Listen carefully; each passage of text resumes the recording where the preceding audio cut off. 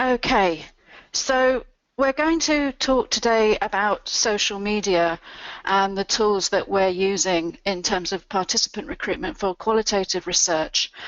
And I've really enjoyed all the presentations so far, but it's just important to stress that mine really only relates to qual. So I know this won't affect everybody here, but we're talking about recruiting people to take part in face-to-face events online or face-to-face, but always qualitative. And obviously social media is part of everyday life now for many of us, both in terms of business and pleasure, and it's a big part of our online presence here at Saros. In recruitment, you have to go to where people are already, so our Facebook page is part of our toolkit for connecting with people where they already are.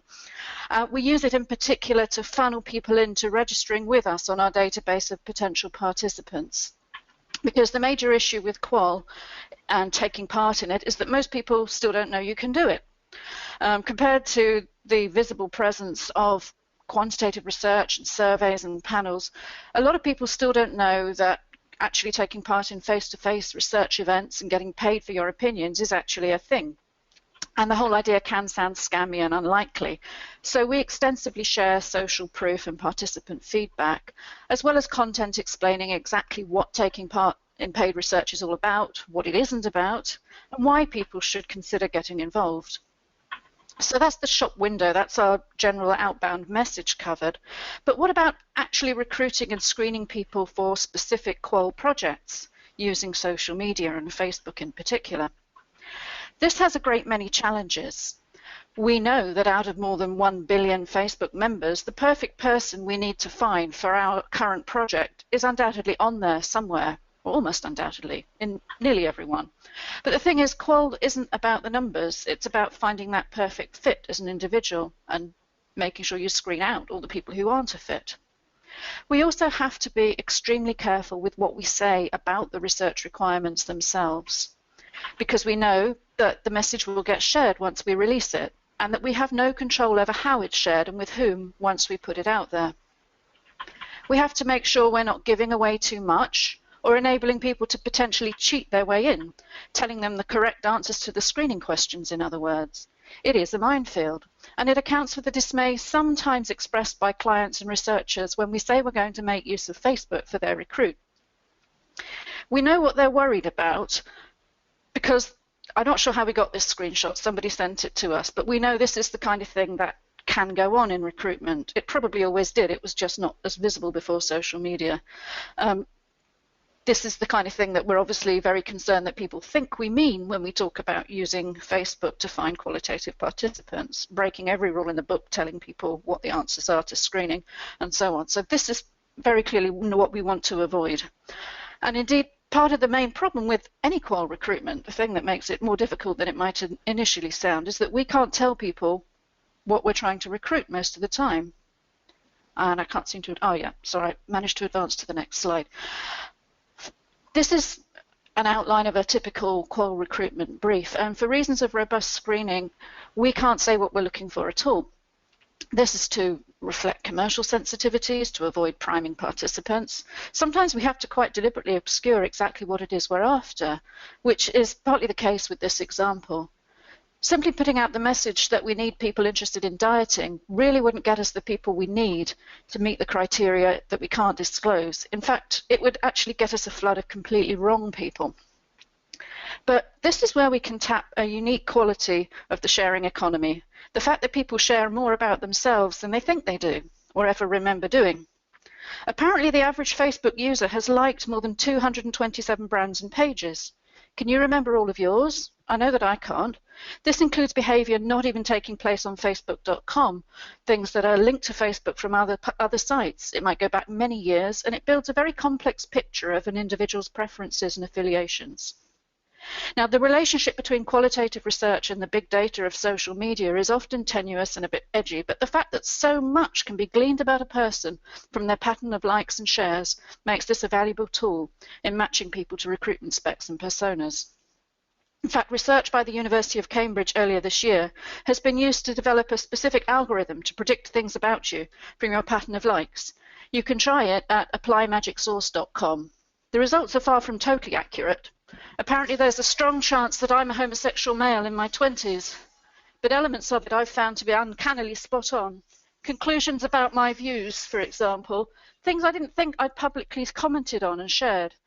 And the fact that we can target people via things they don't remember liking means that we can keep the recruitment blind and robust. Okay, so going back to the diet research example. Oh, skipped on far too many slides there, tapping away madly. Could I go back one? Want to go back? Okay, yes, stay on that one. I'll stop tapping. Back to the diet research then that we talked about before. We were working for a new brand, so there are no existing social media properties or lists we could make use of. And we know that the whole area of weight control and diet is a hugely sensitive and complex one. Goodness knows how a traditional recruiter armed only with a clipboard or cold calling would begin to attempt it.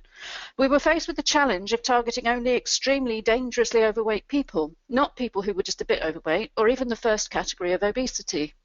We also needed to carefully avoid the whole complex area of body dysmorphic disorder and the fact that we're generally our own worst witnesses and critics to matters of weight and self-image, particularly in the online world. There are so many confused and conflicting messages about weight and size and what we should aspire to. So we're working through all of that context, and none of the people we were targeting had ever joined a Facebook group called I'm Morbidly Obese and I Want the World to Know About It.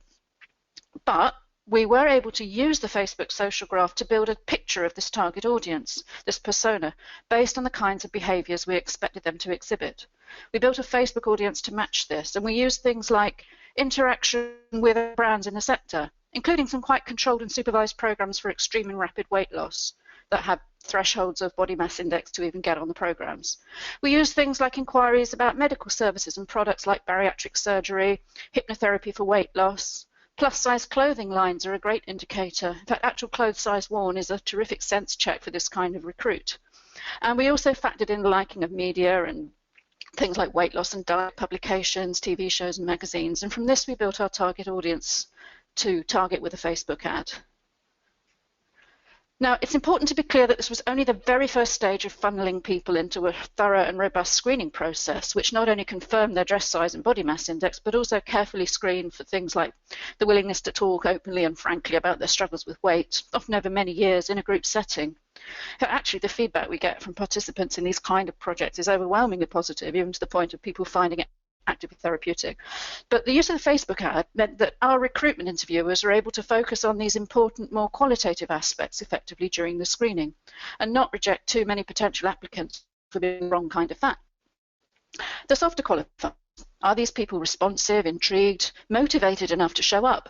Are they comfortable discussing personal subjects readily? We know that these factors make all the difference between an okay group discussion and one which really catches fire, generates real synergy for the researcher. So it was a great learning experience that we've gone on to replicate in very different projects and markets in different ways. Another example recently was in mobile app testing recruitment, where we needed early adopters of a specific handset, which had a fairly low market share anyway, and who downloaded a development release of a forthcoming operating system. But we had to be extremely careful not to prime them to enter this beta for the sole purpose of getting into a research project. So we had to do a bit of research ourselves here because it wasn't anything any of us were expert in. But we had to think about how do we go to where they already are. Identifying the forums and media that these developers were active on, and people particularly using this environment, we're using all the time, meant that we could find the related Facebook properties and then we could profile and target the correct audience using the Facebook social graph. Then we could ask in our screening process completely open questions about their experiences of different OS trials.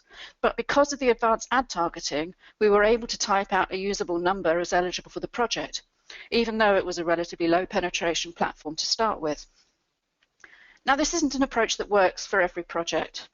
And as the Facebook targeting tools become increasingly sophisticated and complex, it's not easy keeping up with it either.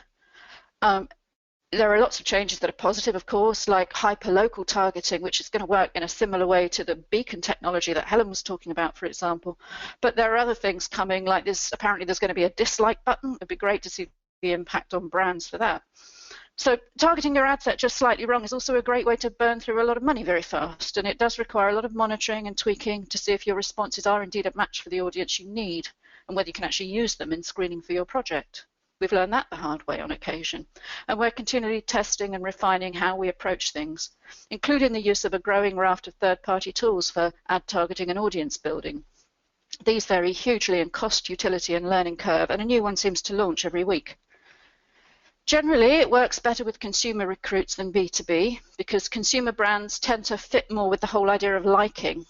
Although people do get very passionate about their technology and communications tools, you won't get people tending to have liked their brand of printer on Facebook or their utility supplier. But prestigious brands are a good target, such as luxury cars and travel destinations. Social media is so much about ego at the end of the day that social graph targeting can work quite well with respect to high-end luxury recruits, if it's things that people generally like to brag about online.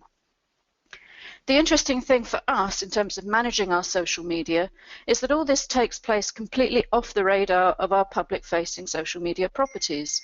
The targeting involved means that you're not even going to see these ads at all unless you're in the crosshairs for that particular recruit. For the most part, all you're going to see in our main feed are the respondent testimonials and the blog posts about why we have to ask so many questions and why you haven't been picked for a project yet. Whilst we tease the odd wide open project, it's the so-called dark posts where all the action happens. That lets us keep our clients' intellectual property dark too, and protects the robustness of the recruitment process. So I can see these kind of tools remaining an important part of our recruitment toolkit for a while to come. Thanks very much for listening.